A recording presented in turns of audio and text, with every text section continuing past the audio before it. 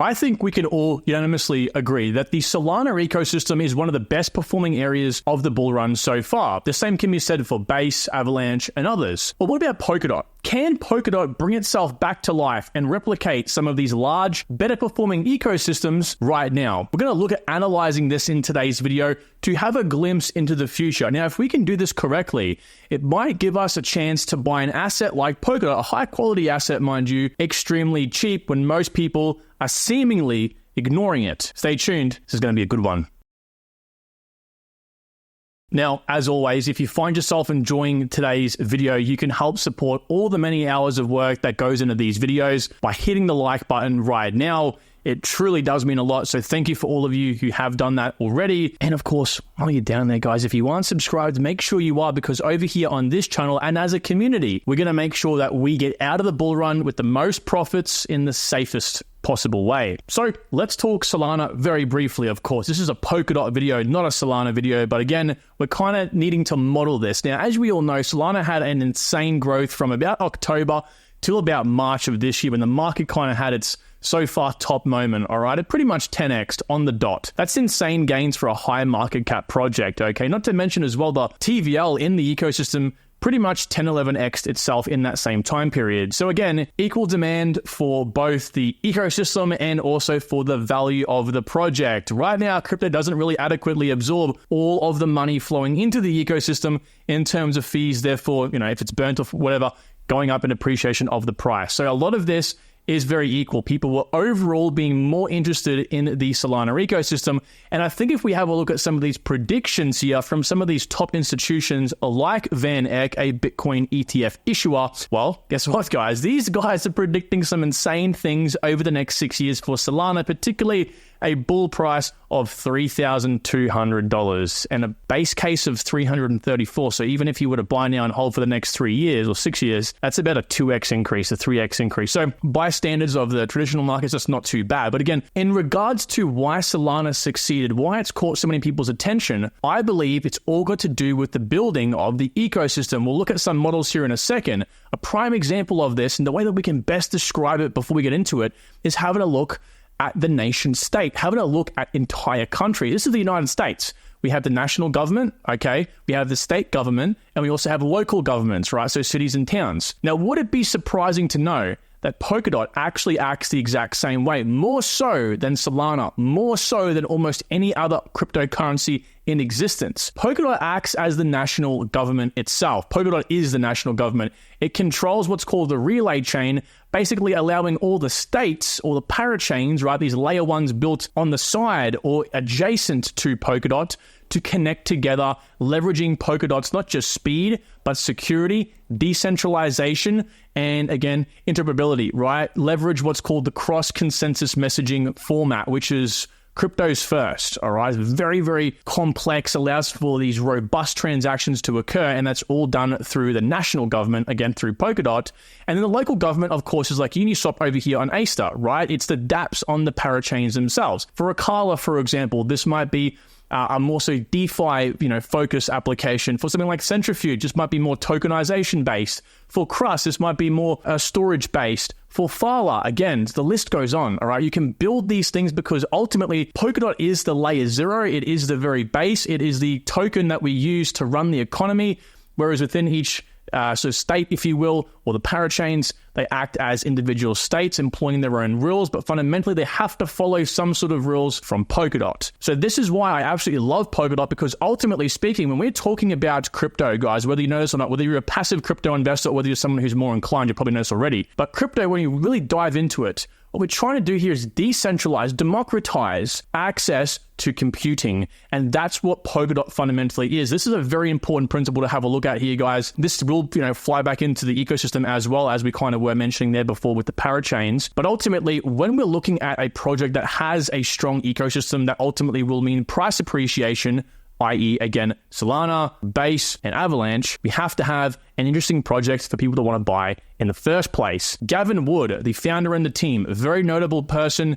This guy co-created Ethereum. He's also implementing something called Jam now, an entire new protocol pretty much that will transform Polkadot basically. And also Polkadot itself, the premise and when he came out with this was revolutionary. And I still believe it is. people just ultimately in crypto don't look at how amazing the tech is. They typically more so lean towards how memeable it is, how weird, wacky, and cool it is for the current time. This will catch up to those projects, and it will catch up to the quality ones like Polkadot in time. Now, also, they have recently upgraded the project as well to focus rather than on the parachain model, or should I say the auction model, more so towards block space and core time. So rather than having to pay a whole bunch of DOT or bond a bunch of DOT for 2 years and have to get the community involved with that, instead, these guys can pay as they go. If they want to rent out a space for 3 or 4 months, they can do that. They just pay as much as they need to for that particular amount they're using. And then as those fees are used and sent into Polkadot itself, a portion of those are now burnt as well. So there's 2 burn mechanisms coming to Polkadot. But what I love about this model is ultimately it will democratize access to what Polkadot is, which is a decentralized computer. Again, we're coming back to that same term, right? Democratizing access to basically run, DeFi applications to allow someone in a, less developed country to have access to the same financial products as someone in a first world country, okay, or a more developed country. So this is what we're ultimately looking at here, guys, and people seem to forget this in crypto. This is a very fundamental crypto-focused project, and as we'll see in a minute here, it really is, because actually it's one of the most decentralized there is at the moment as well. Now, to create a quality project, again, coming all back here towards the ecosystem and ultimately why Polkadot can perform well, we have to have investors in the first place, right? So these guys have $300 million of capital, which has put this project over time at the 14th spot on CoinMarketCap at about $8.5 billion market cap. So there's quite a bit of money in Polkadot. And again, it's been around for about a cycle and a half now, but actually I think there's a lot more to go here. We've seen some of these, large institutions like Grayscale, for example, hint at actually, having ETFs eventually for Polkadot. They're actually using it in one of their investment funds, okay? So this is one of the cream of the crop. But again, people just seem to have a little sour taste for Polkadot in their mouth because of this, the next part, right? So once you've created some capital, once you've created some token value for the project, we have to, of course, have a platform at all. Like, you can't run a decentralized platform if there's no infrastructure, if there's no hardware, if there's a whole bunch of computers running a software to allow people to tap into that, okay? So this is where miners and validators come in. There's currently 300. They look to get 1,000 eventually, which will be very decentralized. But in terms of Nakamoto coefficient score, it's actually a 92, which is higher than even Ethereum, much higher than Cosmos, Avalanche, all the rest of it. The only one I found higher than this is Mina Protocol. And it's not to say they have the most amount of validators. It works on the pooling of the funds as well, okay? So for Ethereum, for example, a lot of the money in Ethereum, in terms of validators, there's a lot of validators, they're all thrown into very centralized pools, okay? Now, in turn, create production capital, okay? So basically there's about almost $900 million worth of DOT, or 900 million DOT actually staked, which is insane. And that creates the platform functionality, which is the old model of the parachain auctions. Again, we're now going away with this, going into a more, future-centric model, which is you just rent as much of the decentralized computer as you want for as long as you want, okay? So if a friend of mine wanted to come to my house here, for example, and was like, hey, Kyron, I don't have any RAM on my computer, or I'm all out of storage. Can I just tap into your computer if that was possible? And can I just rent out some of that as we go? That's the same thing. The single computer in this case is like 300 or 20,000 computers, right? And in this case, those people tap into that, which is Polkadot, all right? That is what we're talking about here. Now, after we have some sort of, again, platform functionality, this is where we want to get to, right? We want to look at the useful applications. We want to have a look at the actual ecosystem being built. And the only way it's built is if third-party developers, people who aren't Polkadot or the Web3 Foundation, actually come in and want to build on it, want to create applications. But you only can do that once there's platform functionality. That can only happen if there's value of the token. Otherwise, no one's going to want to actually, hook up their miners if there's not getting any money, okay? But no one wants to invest in it if the vision is crap. But this all has to happen first and foremost, which we ultimately land to this point right here. Polkadot last year was a number 8 in terms of new developers coming to use and build on it out of all the projects in the entire crypto space.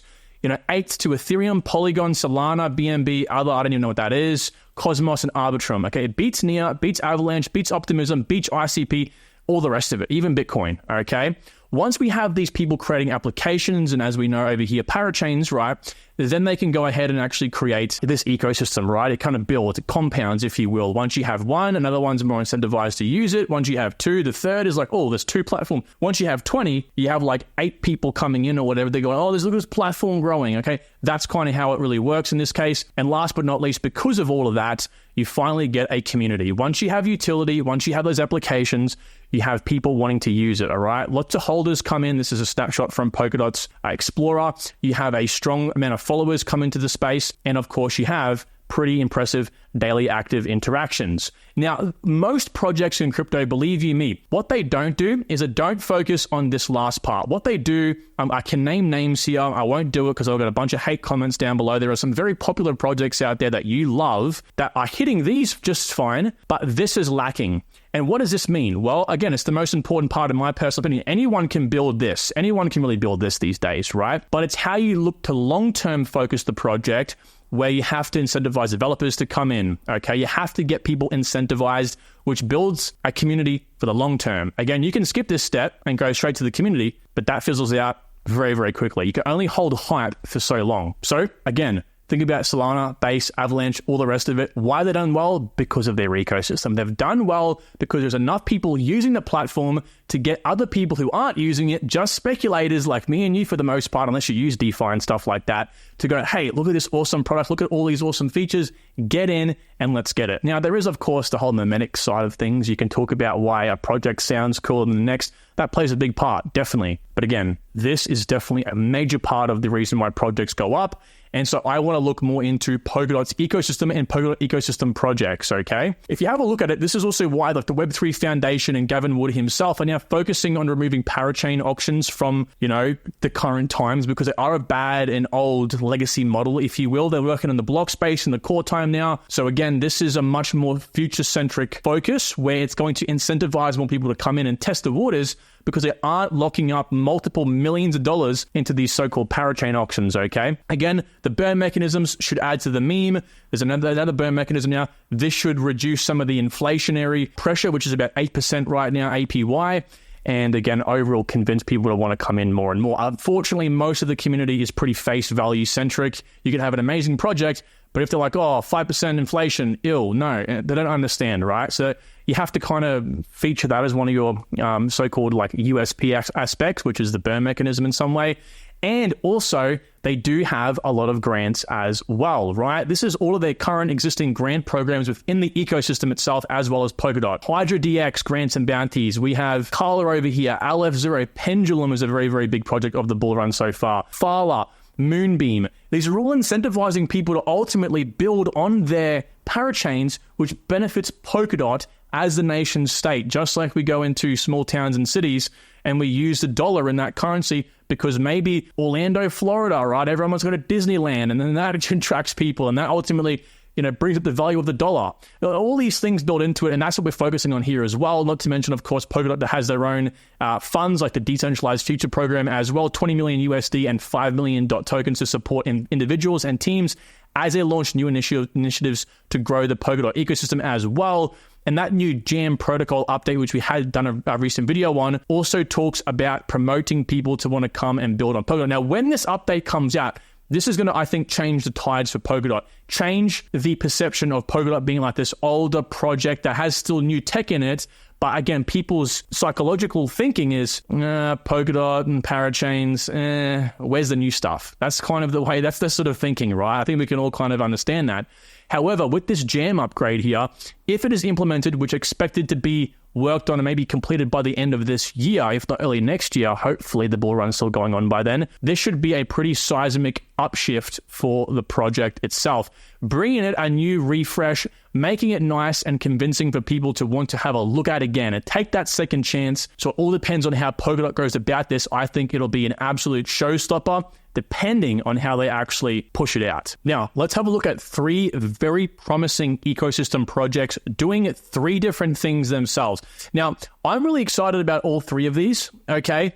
There's a lot more of the sort of ecosystem projects, obviously, on Polkadot. There's like 40 or 50 or 60 parachains, and of course, a whole bunch of applications built on them. But again, we're looking at the ones that will really bring the attention to Polkadot, which is why I picked these 3. Phala Network, Bifrost, and Moonbeam. So Phala hits many big narratives. This is probably going to be one of the most, I think, jaw-dropping projects of the bull run if they do the marketing correctly. It hits AI, DePIN, modularity, Oracle, interoperability, data availability, storage, privacy. We also have more focus towards DeFi, so liquid staking token and DeFi for Bifrost. And then for Moonbeam, we have interoperability and a layer 2. Now, all of these are layer 2s in effect, or a layer 1 basically. The reason I have a layer 2 here is because it almost acts like a layer 2. It's almost like a bridge to Ethereum and Polkadot, allowing applications to be built on top of it. It's a layer 1 again, but a very robust and customizable framework. So again, most of these are hitting many narratives in the top 10, 9, 8, and 7, which is what you want. A very good diversification amongst just these 3 coins in and of themselves. So let's talk Moonbeam now. Moonbeam had a recent refresh of their website. I've covered Moonbeam extensively on the channel, at least I used to. Okay, about a year ago, I used to make videos on it every other day. Basically, again, the way you can think of Moonbeam is if you had Ethereum and you had Polkadot, it's like in the middle, allowing not just a sort of cross-chain transfer to happen, but allow applications to be built on top that leverages the best of Polkadot's smart contract service, which is substrate pellets, and also the best framework of Ethereum, which are some of the great abilities of actual smart contracts, Solidity, and it combines them. So you can create really unique applications, which is why a lot of developers are loving to use Moonbeam. And again, this is a fairly new project, and the TVL is about $40 million. So keep in mind, I mean, they have a lot of projects on it, as you can see here. Keep in mind, I think the way that they market themselves, I love the refresh, by the way, we can see the TVL really increase here, and I think we should see a pretty hefty price appreciation for this token, again, so long as the marketing continues. But I have faith, again, because they're run by a very good team as well. Now, again, just leveraging Polkadot itself, it actually gives itself access to 43 other parachains and all of the applications in those parachains as well. You can see some of the transactions between like Bifrost and Moonbeam here, for example, recently. So yes, leveraging something like Moonbeam for any user is incentivizing because you have access to all the parachains and what projects those parachains are also hooked up to as well. And actually, right before this recent drop, we saw that transactions were picking up a lot. 142,000 transactions a day, basically averaging anywhere from about 50 to 100,000 transactions a day. Now, it doesn't sound like much, but again, for the project and how small it currently is, that was impressive. Of course, we're down now because most of the market ultimately is. And also the unique addresses as well is increasing for Moonbeam, which is a good sign to see. This massive increase happened because it was involved with another project that was whole part of it was minting new tokens, new addresses on a whole bunch of different chains. But ultimately, this growth here is all organic, which is what you want to see. You want to see it trending upwards, even in these earlier stages of the bull run. Next, we'll talk about Bifrost. I actually love Bifrost. This is a really awesome project focusing on allowing people to liquid stake their tokens, not just via, Bifrost, and not just via some of these other Polkadot ecosystem projects and tokens like Moonbeam, like I just said, like A-Star, okay, even Filecoin, for example. So outside of the ecosystem projects like Ethereum, this again is part of the benefit we see of people using and deciding to use a Polkadot ecosystem project like Moonbeam and Bifrost is because they can interact with applications on Moonbeam that leverage the liquid staking of Bifrost. You see how this is all pretty much symbiotic. They're all pretty much a single project, basically is what it is. So also one thing that I noticed when I'm personally staking my Manta tokens, right? One thing I've noticed with a project like Manta is that you actually cannot stake your tokens. I'll show you here, for example, right? You can't actually stake your tokens and receive a reward if you're outside the top 100 delegators for any of these particular validators, which is honestly, again, quite hard if you're someone that's only staking like a couple $100 or a couple $1,000. If you're outside the top 100, you aren't going to get any returns. But again, Bifrost is great because they offer even higher APYs than what most of these, validators are actually offering itself. And you can stake however much you want to and receive that, which is unbelievable. Plus, of course, you can also have liquid stake tokens. So you can play around with your tokens while they're being staked. Okay, so this is the kind of model we're talking about here. And this is why it is so powerful. You have access to a whole bunch of chains because Bifrost also connects to projects like Moonbeam branching out of the ecosystem, again, like Acer Network as well. So overall, I think Bifrost is going to allow the Polkadot ecosystem to benefit from DeFi, which is an underrated aspect of the bull run, I think, so far. We had DeFi summer really kick off last year, or last cycle, and I think that this time around, it's going to come a bit later, but shock people when it does. And the last project is one that, again, I am really excited about, Phala Network. I've got a full video coming for this one very, very soon. These guys are what's called a co-processor. They call calling it an AI code processor now, basically leverages AI, leverages privacy features like ZKPs, for example, to allow what's called co-processing to happen. Now, what this kind of looks like is, if you've ever built a computer before, or even seen a computer, you know that's not just one big massive block of stuff, right? It's got multiple compartments. It's got a CPU, GPU, storage, RAM, all that sort of stuff, okay, built into it. Well, basically, that is what Phala is. It pretty much is a plug-and-play model for all those different aspects for your project. So if you're like, oh, we really need an AI bot or an AI agent for us, well, Phala can offer that as a service. Say, here, it's off-chain, so it happens very, very fast and secure because it leverages privacy features called T's. We'll look at that in a second here. But also, you can do anything like, if I just scroll down the homepage, for example, this might be the best to just show you. You can do things like account abstraction, right? Have a single wallet that connects to all of the different projects in the ecosystem, right? So you're not having to make many, many different wallets, especially for gaming. A decentralized API, so pull in information from the real world very, very quickly. So there goes your Oracle needs. Distributed computing, just do faster computing off-chain. L2 sequencer, right? Validate layer 2 transactions through, Phala in a decentralized way, all right? Many projects build their entire models around some of this. Web3 AI, gateway and content delivery network. It's insane what you can do with this. Okay, and I think when people start catching on, they're going to go, oh, shit, this is a pretty interesting project. Again, they're now focused on promoting the autonomous AI agents. So you just plug and play an AI model that does all of the work for you. You don't have to worry about doing all the hard shit and putting it on chain and then back testing it and then making sure it's working. Like, there's just plug and play, right? It's amazing what this does. And the market cap is tiny. It's all leveraged on these T's. Basically, Phala is a accumulation of these, right? Now, T's itself, a trusted execution environment. So it's an execution environment that does whatever, you want it to do. It executes a command in a trusted way. You don't have to worry about them being malicious or whatever, okay? It is an area on the main processor of a device that is separated from the system's main operating system. It ensures data is stored, processed, and protected in a secure environment. That's all it is, guys. It is just a whole bunch of those for sale, right? It's great. It's an awesome idea. Now, the project itself actually has a surprising amount of transfers, 55 million. So that means there's something happening here, right? People are using it. Not to mention as well, if we scroll up the homepage, there's about 35,000 online workers. Now, I can't verify this, but I would see no world where Phala would, fake that. So we have a lot of potential in this project here, which is why I find it very, very interesting. And in fact, again, there's a lot of people actually transferring using it, which means probably the workers themselves, not on-chain, a whole bunch of holders. But again, that doesn't account for people holding it off-chain, which I assume most people would be. So these three projects in and of themselves hit like three massive areas. As a matter of fact, they blanket some of the major narratives of the bull run, as I showed you before. And I think,